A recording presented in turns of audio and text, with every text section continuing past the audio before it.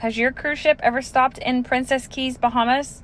I know, it looks like Princess Case, but on the ships they always say Key. I love a good beach day, so I was super excited about this stop. We had actually never ported in Princess Keys before. This is a stop that you will have to board a tender to get to the island. A tender is just a smaller boat that's going to pull up to your ship and pick you up.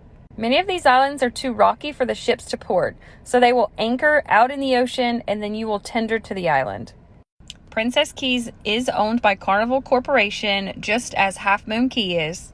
Half Moon Cay has always been my favorite stop. I could stop on every single ship and not be mad about it. Princess Keys is very similar, so you can pre-purchase and rent those clamshells right there.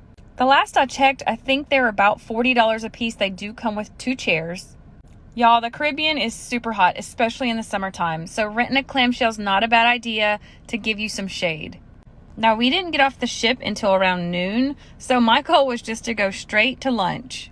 It does take a few minutes to deboard. You have got a full section of people at the bottom of that tender as well as at the top.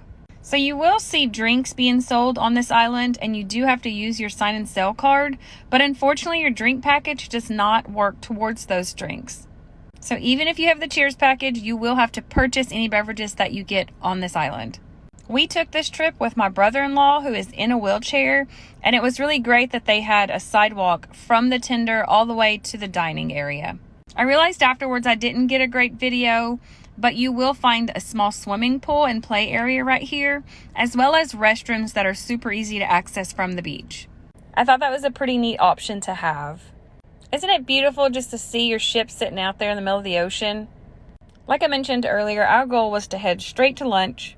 It is a bit of a walk, but there are places to sit along the way if you need a break. The dining hall is referred to as Grill Crazy. When you do finally make it up there, you will find about 3 or 4 different lines to get into. None of them were short, so we just hopped in the first one. Hopefully this gives you a sense of what was on the buffet. They had beans and rice, broccoli salad, potato salad, hot dogs, hamburgers. They do have a ton of covered eating spaces, so you shouldn't have an issue finding somewhere to sit. After lunch, we headed on over to the water and spent a little time floating around.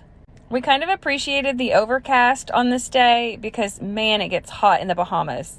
Lots of people recommend to bring water shoes for this particular port, but none of us had them and we were fine. You'll get to see lots of people paddleboarding and snorkeling. Hope you enjoyed this. Let me know if I can answer any questions. Happy cruising!